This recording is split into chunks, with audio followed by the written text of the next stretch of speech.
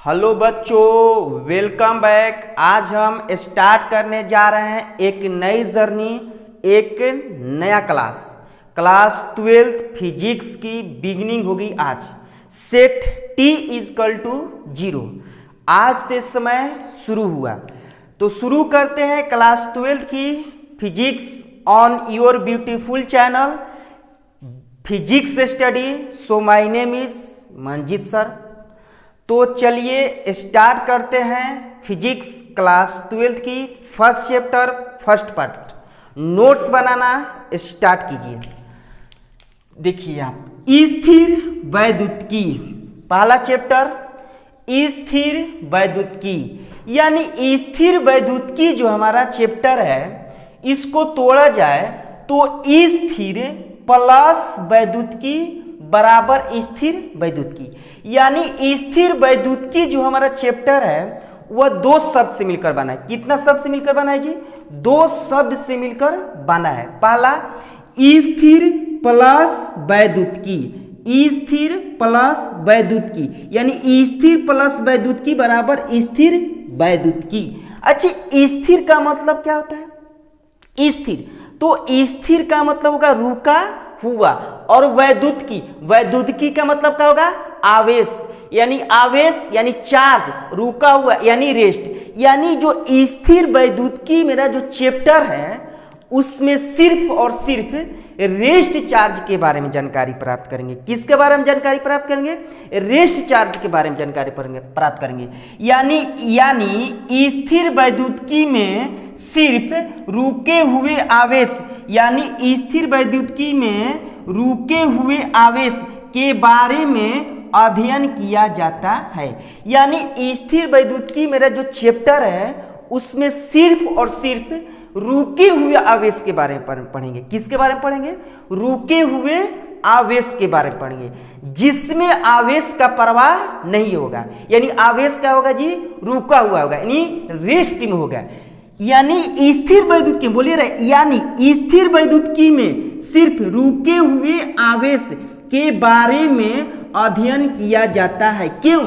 क्योंकि हमारे चैप्टर से पता चल गया स्थिर वैद्युतिकी, तो स्थिर का मतलब रुका हुआ और वैद्युतिकी का मतलब आवेश। यानी जो स्थिर वैद्युतिकी हमारा दो शब्द से मिलकर बना है। पहला स्थिर प्लस वैद्युतिकी, तो स्थिर का मतलब होगा रुका हुआ यानी रेस्ट बोल सकते हैं, और वैद्युतिकी का मतलब आवेश यानी चार्ज इसको बोलते हैं। यानी स्थिर वैद्युतिकी में रुका हुआ, सिर्फ रुके हुए आवेश के बारे में अध्ययन किया जाता है। ये था हमारा स्थिर वैद्युतिकी का कहानी। आगे बढ़ते हैं अब चलिए हमारा रेस्ट, यानी रेस्ट मतलब रुका हुआ। क्या रुका रहेगा जी? तो आवेश रुका रहेगा। रेस्ट मतलब रुका हुआ, तो क्या रुका रहेगा? आवेश रुका रहेगा। तो पहले आवेश का इतिहास पढ़ेंगे कि आवेश का जन्म कब हुआ, किन किन साइंटिस्टों ने, वैज्ञानिकों ने आवेश का आविष्कार किया था, क्या साइंटिस्ट अपने क्या विचार दिए। चलिए आवेश के बारे में जानकारी प्राप्त करेंगे। तो देखिए स्टार देकर आवेश का इतिहास, आवेश का इतिहास यानी हिस्टोरी ऑफ चार्ज। आवेश का इतिहास, हिस्टोरी ऑफ चार्ज, यानी पहले आवेश का इतिहास पढ़ेंगे। यानी आवेश का आविष्कार किसने किया, कब किया गया, कौन कौन साइंटिस्टों ने किया, कौन कौन वैज्ञानिकों ने किया। तो पहले आवेश का क्या पढ़ेंगे जी? इतिहास पढ़ेंगे। तो चलिए आवेश का इतिहास यानी हिस्टोरी ऑफ चार्ज।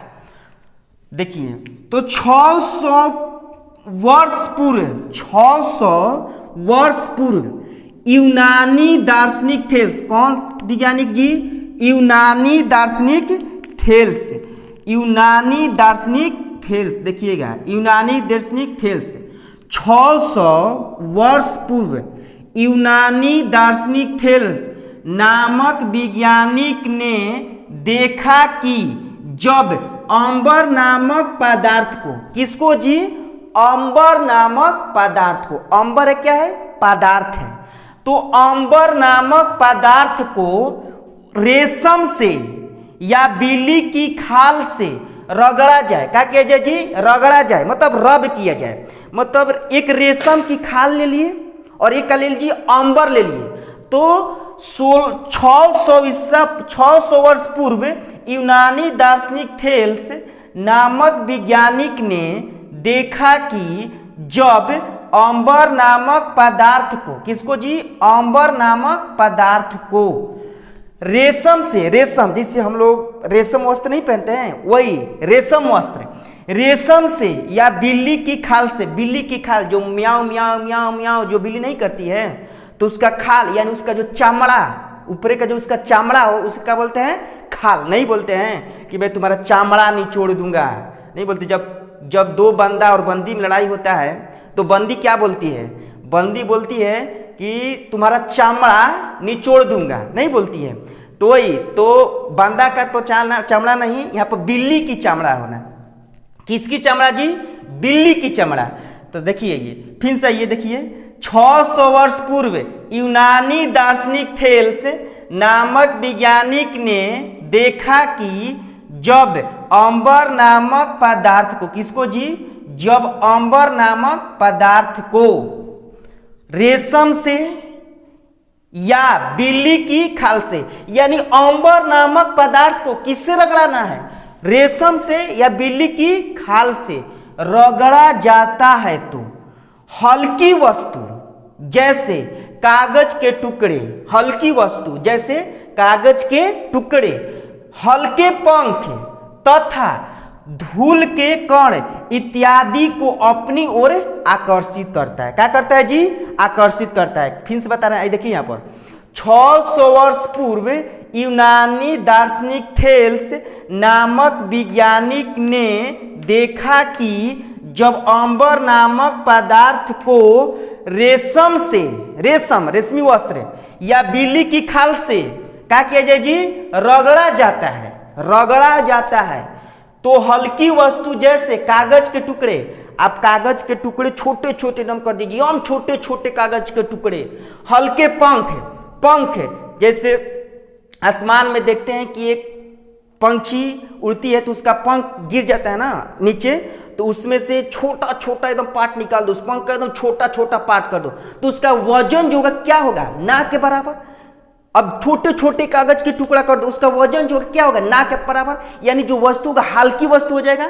धूल के कण, धूल के कण जो आंधी तूफान आते हैं तो नहीं धूल उड़ता है, वही उसका क्या बोलेंगे, धूल के कण इत्यादि को अपनी क्या के जी, आकर्षित करता है। क्या करता है, आकर्षित। कब, जब अंबर नामक पदार्थ को किससे रगड़ा जाए, रेशम से रगड़ा जाए या ऊन से रगड़ा जाए। जब अंबर नामक पदार्थ को रेशम से या ऊन से रगड़ा जाए, क्या किया जी, रगड़ा जाए यानी रब किया जाए, क्या किया जाए, रब किया जाए तो हल्की वस्तु जैसे छोटे छोटे कागज के टुकड़े, धूल के कण तथा पंख इत्यादि को अपनी ओर क्या करेगी जी, आकर्षित। आकर्षित मतलब अपनी ओर खींचना।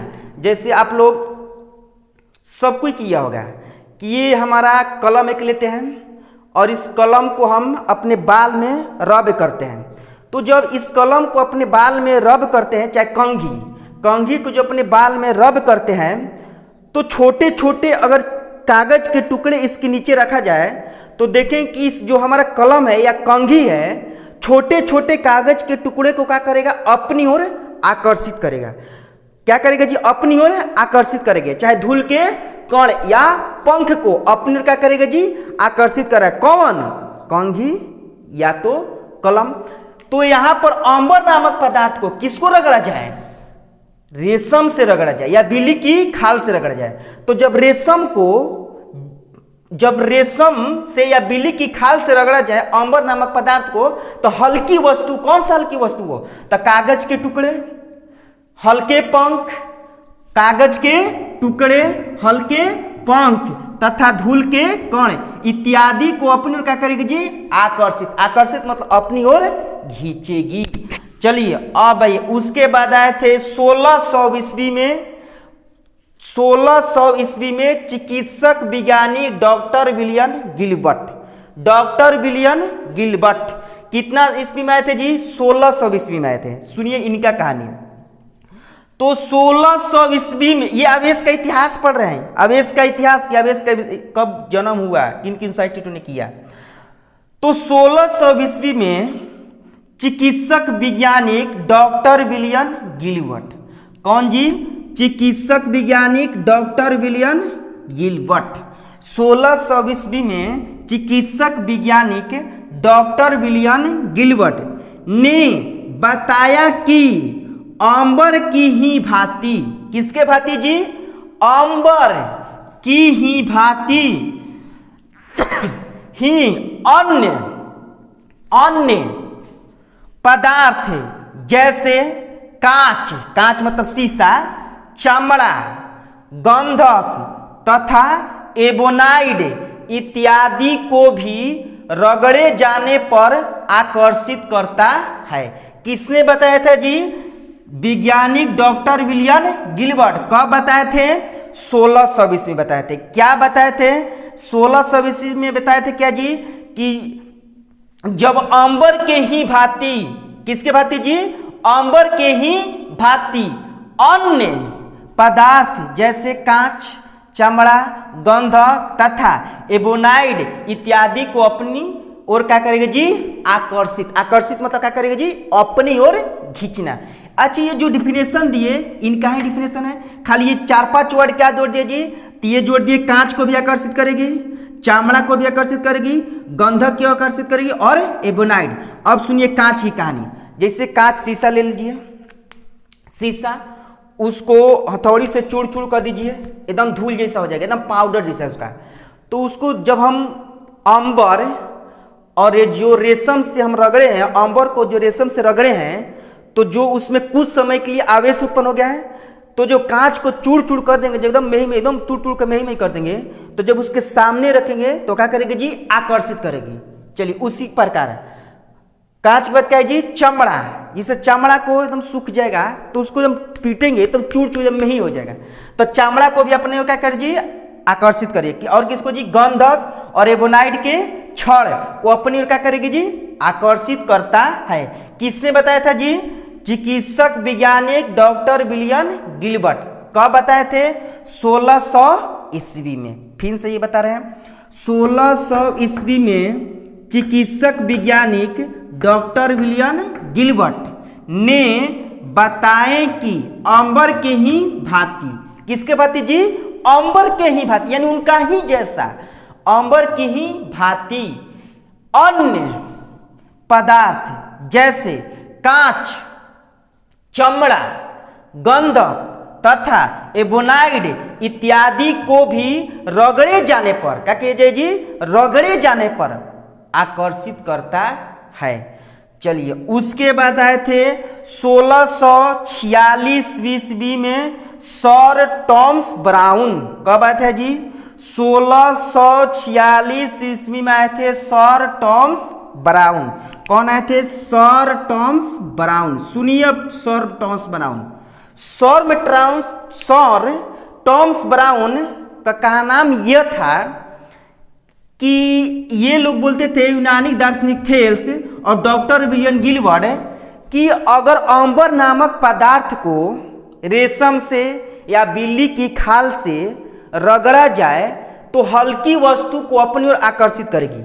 तो जो हल्की वस्तु मेरे कागज के टुकड़ा है, चाहे धूल के कण है, या पंख है, या बोनाइड है, या गंधक है, या चमड़ा है, या कांच है, या शीशा है, तो जो हमारा ये अंबर नामक पदार्थ या जो रेशम है, तो रगड़ा जाए तो हल्की वस्तु को हमेशा आकर्षित करेगी? नहीं। किसने बताए थे? इन्होंने बताए थे कि नहीं, अगर इस पदार्थ में जितने समय तक अगर आप अंबर को रेशम से रगड़े हैं या बिल्ली के खाल से रगड़े हैं, तो जितने समय तक इस वस्तु के पास आवेश है तो उतने समय तक ही आकर्षित करेगी, अन्यथा वह विकर्षित करेगी। अन्यथा वह क्या करेगी जी? विकर्षित करेगी। किसने बताया था जी? तो sir Thomas brown. Sir Thomas brown का क्या नाम था जी?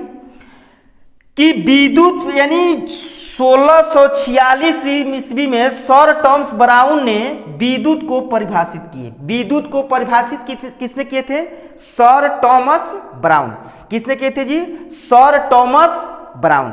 विद्युत को परिभाषित किसने किए? तो सर टॉमस ब्राउन। आइए देखिए यहाँ पर 1646 ईस्वी में सर टॉमस ब्राउन ने विद्युत को परिभाषित किए। किसको परिभाषित किए जी? विद्युत को परिभाषित किए। टॉमस ब्राउन के अनुसार विद्युत वह ऊर्जा है। विद्युत का है जी वह ऊर्जा, यानी विद्युत जो एक ऊर्जा का है जी पार्ट है, यानी विद्युत वह ऊर्जा है अगर कोई पदार्थ जितने समय तक, कितने समय तक जी? जितने समय तक आवेशित रहेगा तो उतने समय तक आकर्षित करेगा, अन्यथा वह विकर्षित करेगा। अन्यथा वह विकर्षित करेगा, यानी या तो वह आकर्षित करेगा या तो वह विकर्षित करेगा। किसने बताए थे जी? 1646 ईस्वी में। क्या बताए थे? यानी 1646 ईस्वी में सर टॉमस ब्राउन ने विद्युत को परिभाषित किए। सर टॉमस ब्राउन के अनुसार विद्युत वह ऊर्जा है, विद्युत का है जी वह ऊर्जा है अगर कोई पदार्थ जितने समय तक आवेशित रहेगा तो उतने समय तक क्या करेगा जी? आकर्षित करेगी, अन्यथा वह विकर्षित करेगी। कहने का मतलब मेरा ये कि जब हम अंबर को रेशम से या बिल्ली की खाल से रगड़ेंगे तो ये कुछ समय के लिए आवेशित हो जाएगी। तो जितने समय तक इसके पास आवेश रहेगा तो उतने समय तक ना हल्की हल्की वस्तु को आकर्षित करेगा, अन्यथा क्या करेगा जी? विकर्षित करेगा। जैसे एग्जाम्पल स्वरूप, जैसे एग्जाम्पल लेते हैं, अपने बाल में, अपने जो बाल है आपका, इसमें कंघी किया जाए तो कंघी जब करेंगे तो छोटे छोटे देखेंगे कागज के टुकड़े को आकर्षित करेगा। चाहे कलम को भी, कलम ले लीजिए या कंघी लीजिए, तो कलम या कंघी को अपने जब बाल में इसे रब करेंगे यानी घर्षण करेंगे तो छोटे छोटे कागज के टुकड़े को क्या करेगी? अपनी ओर आकर्षित करेगी। कौन? कंघी। यानी कंघी जो मेरा है कुछ समय के लिए उसमें आवेश उत्पन्न होगा और जितने समय तक उसके पास आवेश रहेगा उतने ही समय तक आकर्षित करेगा, अन्यथा वह विकर्षित करेगा। बोलिए, जितने समय तक इस कंघी के पास आवेश रहेगा उतने समय तक क्या करेगा जी? आकर्षित करेगा, अन्यथा वह विकर्षित करेगा। तो किसने बताए थे जी? Sir Thomas brown. क्या बताए थे? कि अगर कोई पदार्थ जितने समय तक आवेशित है तो उतने समय तक ही आकर्षित करेगा, अन्यथा वह विकर्षित करेगा। तो 1646 ईस्वी में सर टॉमस ब्राउन ने विद्युत को परिभाषित किए। टॉमस ब्राउन के अनुसार विद्युत वह ऊर्जा है अगर कोई पदार्थ, यानी अगर आपका कोई पदार्थ जितने समय तक आवेशित रहेगा तो उतने समय तक आकर्षित करेगा, अन्यथा वह विकर्षित करता है। किसने बताया था? Sir Thomas brown. कब बताए थे? 1646 ईस्वी में। 1646 ईस्वी में। चलिए अब चौथा साइंटिस्ट आए थे, चौथा वैज्ञानिक देखिए आए थे कौन? तो 1750 ईस्वी में बेंजामिन फ्रैंकलिन कब आए थे जी? 1750 ईस्वी में। कब आए थे? 1750 ईस्वी में। कौन है? Benjamin Franklin. यानी 1750 ईस्वी में बेंजामिन फ्रैंकलिन के अनुसार आवेश को दो भागों में बांटा गया। यानी आवेश कितना प्रकार के होता है जी? तो दो प्रकार के होता है। किसने बताया था? Benjamin Franklin. कब बताए थे? 1750 ईस्वी में। फिर सही है, आवेश कितना प्रकार के होता है? दो प्रकार के होता है। किसने बताया? Benjamin Franklin. कब बताएं? 1750 ईस्वी में। 1750 ईस्वी में बेंजामिन फ्रैंकलिन के अनुसार आवेश को दो भागों में बांटा गया। यानी बेंजामिन फ्रैंकलिन ने आवेश को दो भाग में तोड़ दिए। कितने भाग में तोड़ दीजिए? 2 भाग में तोड़ दीजिए। पहला जो हम बोलते हैं अच्छा आवेश यानी धन आवेश, और दूसरा खराब आवेश यानी ऋण आवेश। पहला कौन है जी? धन आवेश, और दूसरा कौन है जी? ऋण आवेश। तो बेंजामिन फ्रैंकलिन के अनुसार आवेश को कितना भागों में बांटा गया जी? 2 भागों में बांटा गया। पहला धन आवेश और दूसरा ऋण आवेश। चलिए फिर से एक बार रिवाइज कर दे रहे हैं, फिर से एक बार देखिए। पहला चैप्टर मेरा क्या है जी? स्थिर वैद्युतिकी। स्थिर वैद्युतिकी बताएंगे। अब स्थिर वैद्युतिकी जो हमारा फिजिक्स का बहुत बड़ा पार्ट है, आगे बताएंगे कि स्थिर वैद्युतिकी पहले पहला चैप्टर पढ़ेंगे कौन। पहले देखिए स्थिर वैद्युतिकी। तो स्थिर वैद्युतिकी जो मेरा है, फिर से एक बार रिपीट कर दे रहे हैं, स्थिर वैद्युतिकी जो मेरा है कितना शब्द से मिलकर बना है जी? तो स्थिर वैद्युतिकी मेरा 2 शब्द से मिलकर बना है। देखिए ना, तोड़िए ना आप, स्थिर निकाल दीजिए बाहर, वैद्युतिकी निकाल दीजिए बाहर, यानी स्थिर प्लस वैद्युतिकी और स्थिर प्लस वैद्युतिकी दोनों को जोड़ दीजिए तो क्या बनेगा? स्थिर वैद्युतिकी। बोलिए। अच्छा, जो हमारा स्थिर है, तो स्थिर का मतलब क्या होता है जी? रुका हुआ, यानी रेस्ट बोल देंगे। और वैद्युतिकी, वैद्युतिकी का मतलब क्या होगा जी? आवेश। वैद्युतिकी का मतलब क्या होगा? आवेश, यानी चार्ज उसको बोलते हैं। क्या बोलते हैं? चार्ज बोलते हैं। यानी स्थिर वैद्युतिकी, यानी जो मेरा स्थिर वैद्युतिकी मेरा जो चैप्टर है उसमें सिर्फ और सिर्फ रुके हुए यानी रेस्ट चार्ज के बारे में अध्ययन प्राप्त करना है। यानी एक बार में आप कर सकते हैं कि जो मेरा स्थिर वैद्युतिकी जो मेरा चैप्टर है उसमें सिर्फ और सिर्फ रेस्ट चार्ज यानी रुके हुए आवेश के बारे में अध्ययन किया जाता है। तो यहाँ पर लिख दिए हैं, यानी स्थिर वैद्युतिकी में सिर्फ रुके हुए आवेश के बारे में अध्ययन किया जाता है। तो आवेश, अब आवेश का क्या पढ़ेंगे जी? पहले इतिहास जो बता चुके, फिर से रिपीट कर रहे हैं। तो आवेश, तो क्या लिखेंगे जी? आवेश का इतिहास यानी history of charge, history of charge. तो हिस्टोरी ऑफ चार्ज, पहला साइंटिस्ट कौन आए थे? पहला महाविज्ञानिक कौन आए थे जी? तो यूनानी दार्शनिक थेल्स आए थे। कब आए थे?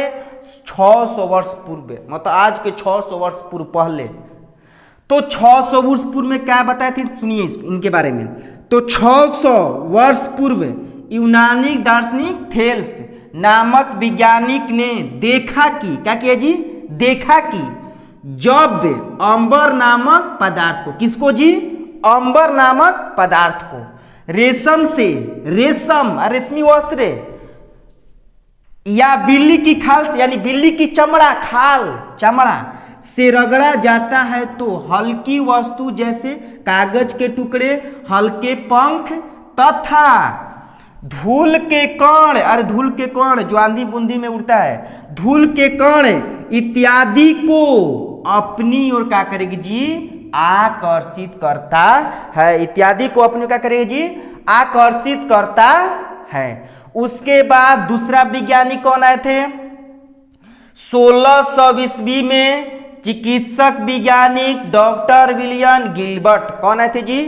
Doctor William Gilbert. इन्होंने क्या बताया कि अंबर के ही भांति, यानी इसके ही भांति, इनका ही जैसा अंबर के ही भांति अन्य पदार्थ जैसे कांच, चमड़ा, गंधक तथा एबोनाइड इत्यादि को भी रगड़े जाने पर आकर्षित करता है। क्या करता है जी? आकर्षित करता है। उसके बाद तीसरा वैज्ञानिक कौन आए थे? 1646 ईस्वी में, 1646 ईस्वी में सर टॉमस ब्राउन।